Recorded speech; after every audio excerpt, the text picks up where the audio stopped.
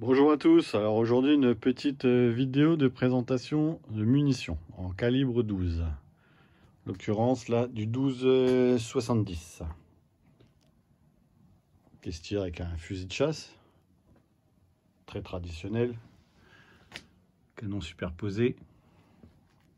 Le calibre 12-76, donc on peut tirer des cartouches calibre 12 jusqu'à une longueur totale de cartouches de 76.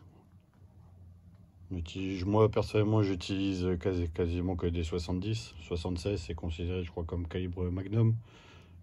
Il y a quand même une différence de prix avec les munitions, donc après ça reste un bon compromis le 12-70.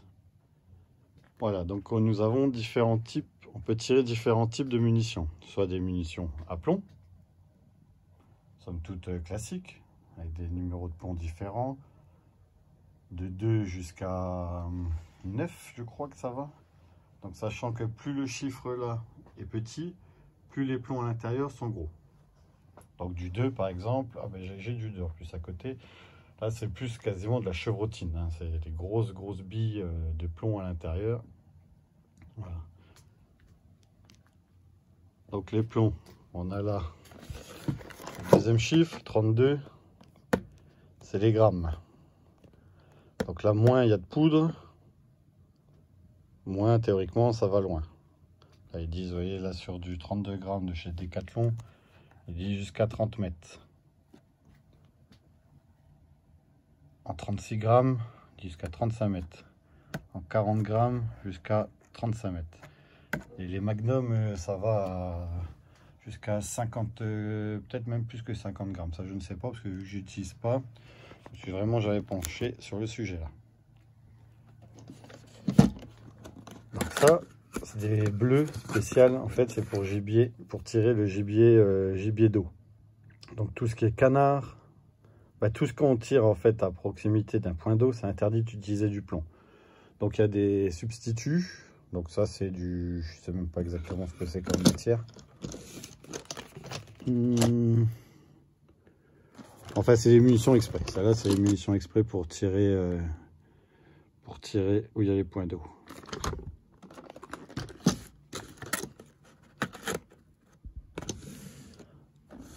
Celle-là aussi en impact nickelé, c'est aussi pour tirer aussi au niveau des points d'eau. Ah les cartouches, c'est quand même des belles cartouches, hein.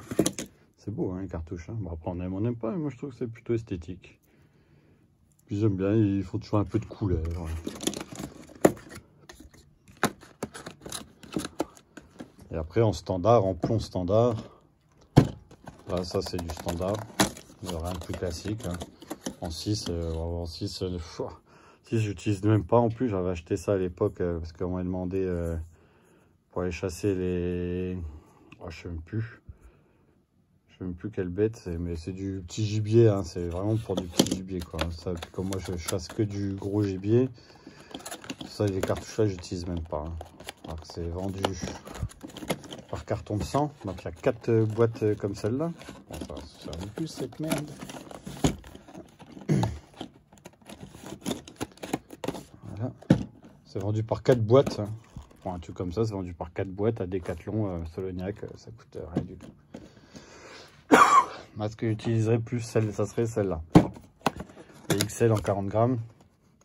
D'ailleurs, c'est celle que j'ai toujours là dans mis sur le fusil. Donc en 4 comme ça c'est bien pour aller pour faire du renard. Il paraît que ça prend le renard. Bon, nous le renard, chez nous on le tire pas au plomb, hein, on le tire qu'à la balle. Ça c'est bien pour le lièvre. Ah ça le lièvre c'est efficace, hein. Ça le lièvre il est dégagé direct. Ça n'abîme pas la viande, c'est parfait. Donc là, exemple de cartouche à plomb. Ensuite, ils font ce qu'ils appellent les cartouches à balles. Donc pour tirer là le gros gibier. Donc là, pareil, il y a une déclinaison de munitions assez impressionnante. Après, en faisant des petites recherches, on retombe quand même facilement sur la référence, hein. Peut-être pas souvent les moins chers, mais c'est quand même les références, hein. La cartouche Sauvestre, certainement une des plus connues. Donc là, c'est carrément une petite torpille qui est enchâssée dans un sabot pour prendre le canon. Donc là, ça, par exemple, en voilà une. Voilà. Et là, à l'intérieur, voilà. À l'intérieur, il y a l'ogive. L'ogive, là, qui monte là sur la photo. Là, on voit, c'est ça qui dépasse un petit peu. Donc ça, l'intégralité passe dans le canon. C'est ça que c'est chambré. Là, donc tout l'intérieur, là, avec le sabot, tout part.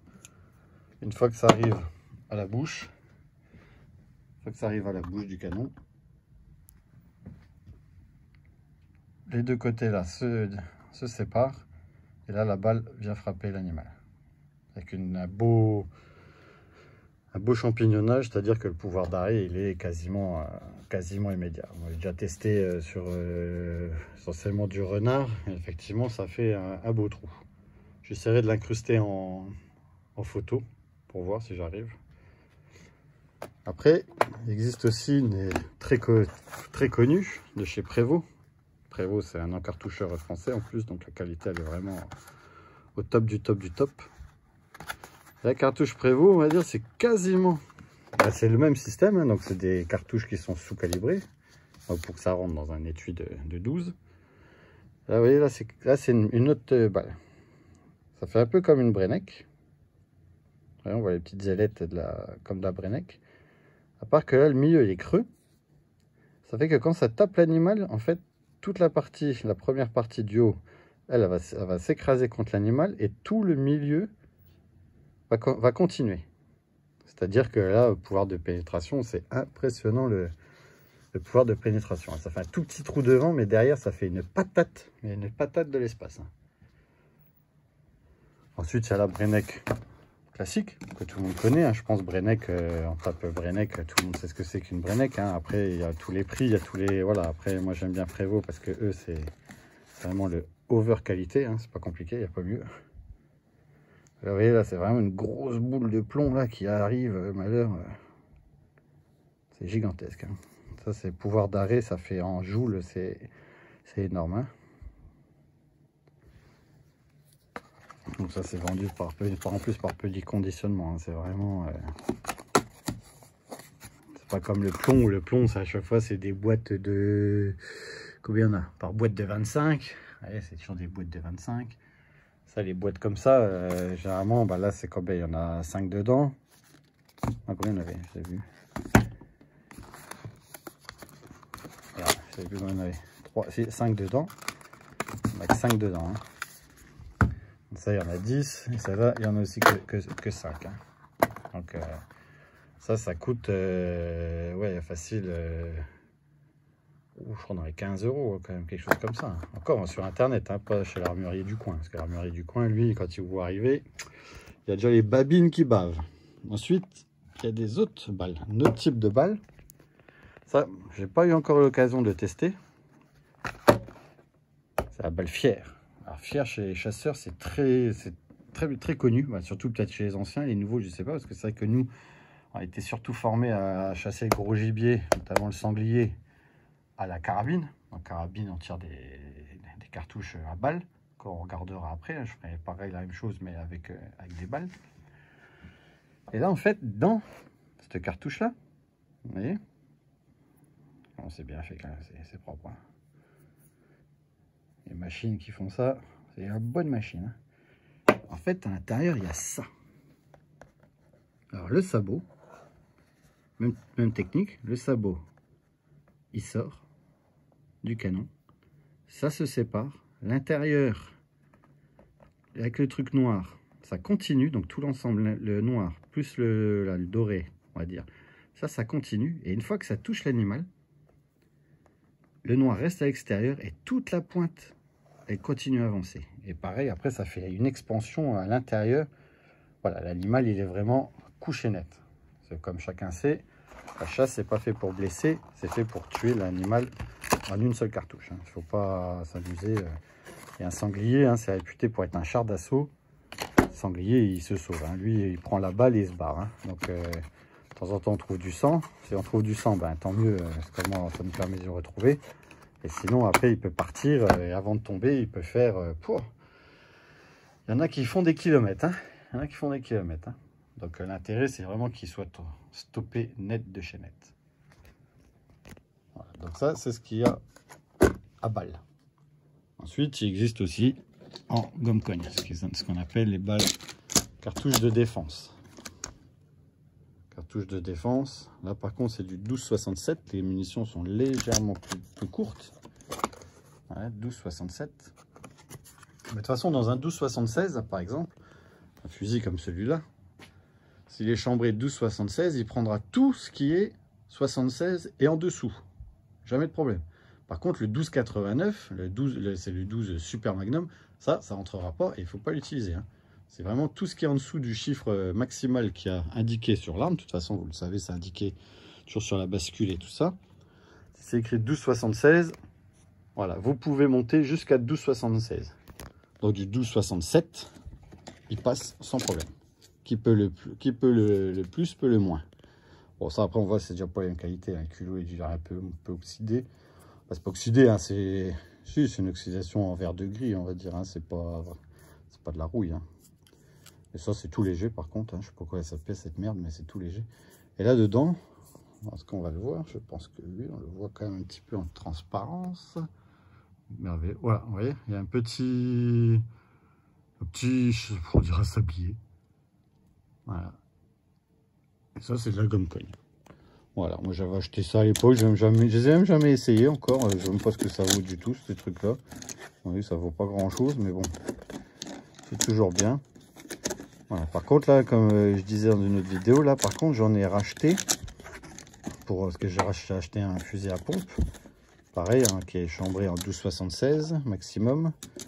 Là, par contre, j'ai racheté de la gomme cogne, mais en 12,70, qu'ils appellent longue distance, avec une grosse bille en plastique à l'intérieur, en caoutchouc, enfin, c'est une matière plastique. Il existe aussi en chevrotine. Donc la chevrotine, c'est pareil, hein, c'est des grains. Là, par contre, c'est plus comme des billes, on va dire. Ça, c'est de la chevrotine. Il existe aussi en plastique. Mais après, le problème, c'est quand c'est tiré, par exemple, là, un fusil de chasse, par exemple, il n'a pas de rayure. C'est ce qu'on appelle, il n'y a pas de rayure, hein, un canon lisse. Donc un canon lisse, par définition, oula, est-ce que je vais arriver? Bon, je sais pas. Un canon lisse, il est lisse, il n'y a pas de rayure. Et par contre, en fusil à pompe, par exemple, les canons lisses, c'est interdit en catégorie C. Hein. Donc chasse. Hein. En B, c'est différent. Mais B, il faut faire des déclarations en préfecture, il faut utiliser une autorisation. C'est un peu plus chiant de monopoliser, on va dire, une acquisition pour acheter un fusil à pompe. Hein. Honnêtement, ça n'a aucun intérêt. C'est mieux pour les armes de poing. Acheter un 9 mm ou un R15 par exemple, oui, là il faut utiliser une licence B par exemple, mais pas gaspiller une autorisation pour acheter un fusil à pompe à canon lisse. Hein. Là, ce qu'ils font maintenant, c'est des canons à rayure droite, donc c'est comme ça qu'ils arrivent à baiser entre parenthèses la législation, c'est que les rayures à l'intérieur sont droites, donc non dispersantes. Ouais, parce qu'une rayure, c'est hélicoïdal, ça part toujours en comme ça, plus ça tourne, et plus la balle normalement prend de la vitesse, et plus elle va droite et loin, avant qu'il y ait la dispersion. Pour du plomb, s'il y a du plomb comme style des plombs classiques, hein, tout traditionnel, hein, des plombs normaux, là quand ça prend un pas de rayure, ah ben c'est la merde. Sortie de bouche, ça disperse, mais c'est... Là, elle en tire ici, par exemple, là je suis dans mon sous-sol, hein. Là, ça ferait une gerbe gigantesque, donc avec très peu de puissance, très peu de précision, honnêtement, ça sert à rien. Donc, ce qu'ils ont fait, c'est qu'ils les ont fait en rayure droite. Rayure droite, par exemple, voilà, c'est non dispersant. Donc, un fusil à pompe à rayure droite peut servir à aller à la chasse pour tirer du plomb. Si c'est de la rayure hélicoïdale, là, par contre, quoi qu'il arrive, il faut tirer de la balle. Donc, la balle de la slug, de la fière, de la sauvestre, de la Brenneck, voilà. Voilà, donc là c'était la petite présentation juste des munitions, des armes. Bon, pas de l'arme, hein. L'arme après si vous voulez, après c'est un 12 un peu plus classique de chez Franchi. Franchi ça fait partie de chez Beretta maintenant. Eux, ils ont racheté ça. Vapote, attention. Voilà, donc là c'est un beau Franchi feeling. Garantie 7 ans. magnifique bronzage. Un 12 de très classique. Hein. D'ailleurs, c'est pour ça que moi je l'ai pris en voilà, petit ruglo pour aider à la visée. Une bande ventilée. Bande ventilée striée, donc pour éviter les reflets quand on va faire du canard, mais moi je ne fais pas de canard.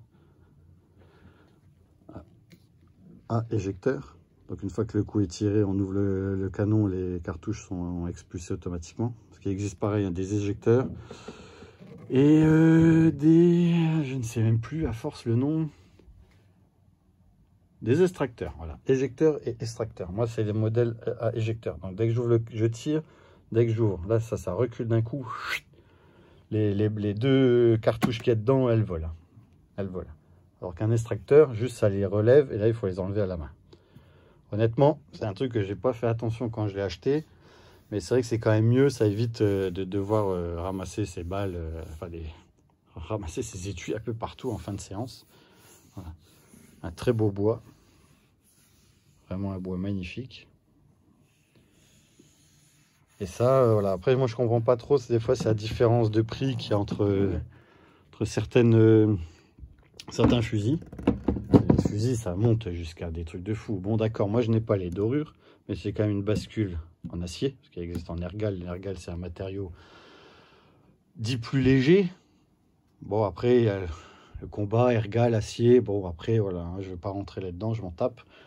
Moi, je l'ai pris en acier parce que moi, je veux le truc là, je veux qu'il fasse toute ma vie et voir la vie de mes enfants aussi. Vous voyez, c'est vraiment un fusil à l'ancienne, c'est ce qu'on se refourque ça de génération en génération. Voilà, donc c'est pour ça. Donc moi j'ai pas de gravure, si j'ai deux grosses gravures ici comme ça, mais je n'ai pas de dessin de chasse, de je sais pas quoi, des trucs. C'est à mon avis c'est là que les prix doivent y être beaucoup, hein, parce que des fusils comme ça peut monter jusqu'à 20 000 balles. Pourquoi? Franchement j'en sais rien. Mais bon, ça je vois par exemple celui-là, le Frankie Feeling, canon de 71. C'est le standard, hein, parce qu'après ça jusqu'à 76, mais après c'est plus des fusils, c'est des cannes à pêche. Ça, j'ai payé, je crois, 700 ou 800 € sur Armurerie Mason. Mason ou Maison, je sais pas combien il y en a, ils disent. Moi, je dis Mason. M-E-Y-S-O-N. Sur Internet. Ils font le paiement 4 fois par chèque. Moi, j'achète toutes mes armes chez eux. J'ai jamais été déçu. Service après-vente toujours au top. Une fois, quand j'avais acheté ma carabine, que je vais vous montrer après, il s'était trompé dans la lunette qu'il m'avait envoyée. Sans problème, je l'ai réexpédié 2 semaines après. Même pas. Je dis 1 semaine et demie après, je crois. J'avais la nouvelle avec les montages et tout et tout. Donc voilà, présentation de diverses munitions de calibre 12.